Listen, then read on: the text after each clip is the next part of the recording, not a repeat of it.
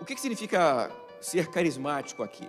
Ser carismático ele não é eleito para fazer o que está fazendo. Ninguém foi lá e disse assim: Jesus, você agora, em nome do sacerdócio, faz o que tem que fazer. Ele não passou por essa experiência.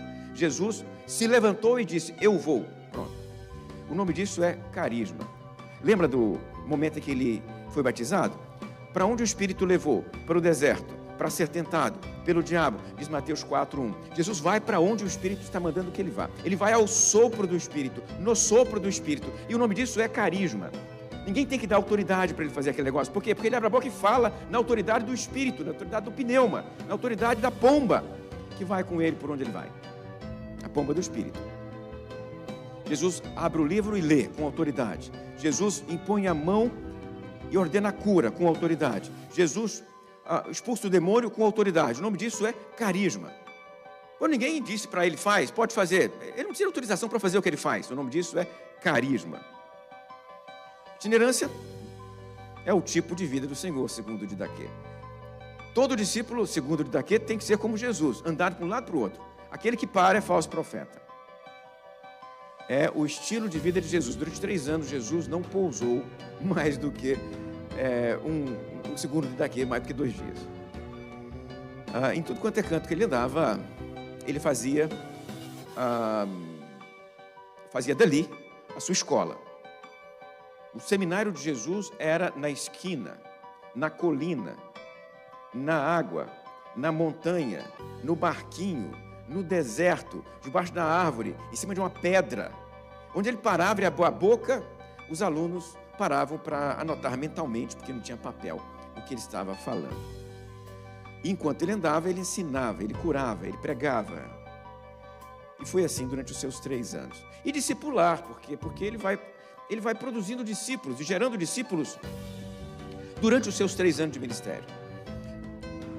Está claro para Jesus que ele vai enfrentar a morte em algum momento. Inclusive no caminho da Galileia para Jerusalém, naquela viagem, ele vai anunciando 1, 2, 3 vezes o que vai acontecer com ele. Eu vou chegar lá, vou sofrer na mão dos sacerdotes e vou morrer. Está claro para ele. Consequentemente, o tempo dele é curto. E se o tempo dele é curto, ele precisa preparar outras pessoas para fazer o que vem após. O dia seguinte, a Páscoa. Depois da Páscoa. Ele opera, então, por meio do discipulado. Que tipo de discípulo Jesus está aqui gerando enquanto ele anda para um lado e para o outro? Diferentes tipos de discípulos. Não são todos iguais. Não podemos generalizar e dizer que todo discípulo de Jesus é desse jeito ou daquele jeito. O texto bíblico chama estes personagens que eu coloquei na tela aqui para você, todos eles de discípulo. Discípulo é o Pedro que você conhece? É. Discípulo é o João que você conhece? É. Mas o texto também chama discípulos os 70. O texto chama também discípulo Marta, Maria e Lázaro. O texto chama também de discípulo aquele secreto que só apareceu para dar um túmulo para ele após a morte. Ele é chamado, é declinado, é nomeado discípulo de Jesus. Apesar de o texto bíblico dizer que ele é um discípulo secreto. O texto não tem problema em dizer isso. O texto não tem vergonha em dizer isso. O texto diz, ele é discípulo secreto porque há discípulos secretos. Então veja só aqui, tem discípulo na multidão, tem discípulo entre os 70, tem discípulo nos 12, tem discípulo no núcleo menor dentro dos 12, que é o Pedro, o Tiago e o João, tem discípulo no núcleo interior dos 3, que é o discípulo amado, tem o discípulo doméstico, aquele que não vai atrás de Jesus, aquele que não anda com Jesus. Estes, inclusive, junto com o último aqui, que é o discípulo secreto, estes não estão na itinerância. Dá para dizer, então, que, ao contrário do radicalismo do Didaquê, Jesus também tinha discípulos estáveis nas casas. Tem. A Marta, Maria e Lázaro é o exemplo mais claro para nós. São discípulos de Jesus, aprendem com Jesus, se sentam para ouvir os ensinamentos de Jesus, e Jesus distribui os ensinamentos para cada um destes grupos. Me entenda um negócio aqui. Esse ministério de Jesus aqui é radical mesmo. Esses caras aqui não vão fazer tendas para poder levantar a comida. Esses caras aqui não. Como eles vão comer?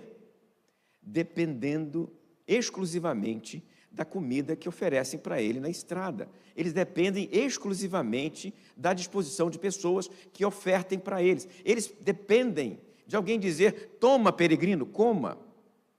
Toma, fulano, um pão, um milho. Toma, Beltrano, alguma coisa para você beber. Eles dependem de oferta, de ajuda.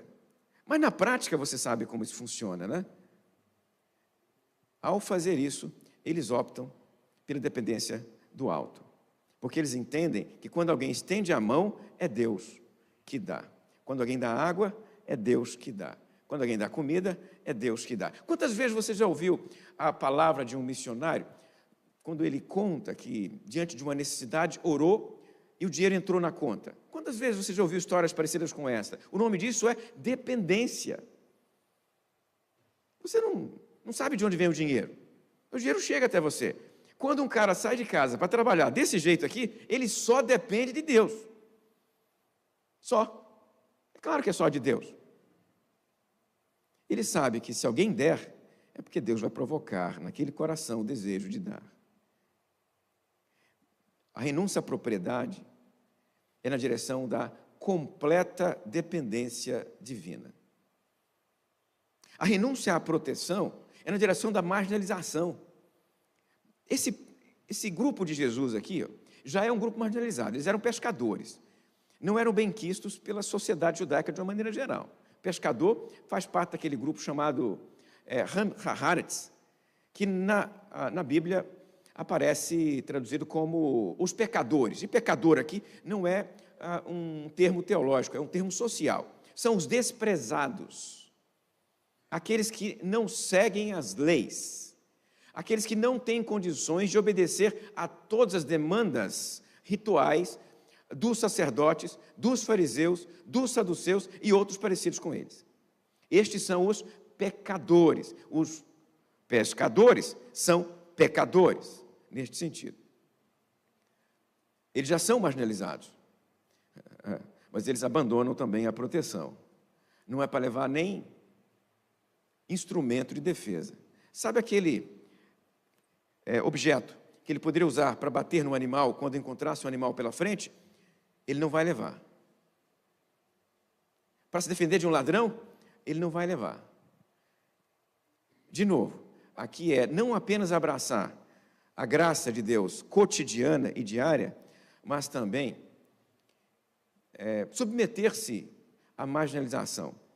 Como, entendo aqui, como aqueles alvos deste mesmo grupo.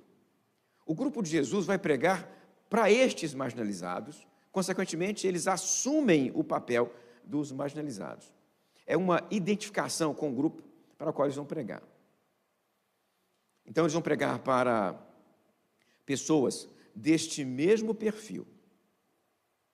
Mesmo gente como Mateus, que talvez tenha uma certa situação social, abandona tudo para, estando debaixo desse perfil, pregar para gente como ele, desprezado, marginalizado. E aí me entenda aqui, um desprezado ouve outro desprezado. Um marginalizado vai ouvir um outro marginalizado. E eles vão construir uma comunidade de marginalizados. É renúncia à própria vida.